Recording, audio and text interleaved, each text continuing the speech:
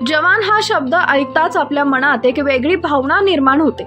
आपल्या सुरक्षेसाठी ते स्वतःच्या घरापासून किंवा कुटुंबापासून दूर देशाच्या सीमेवर राहतात।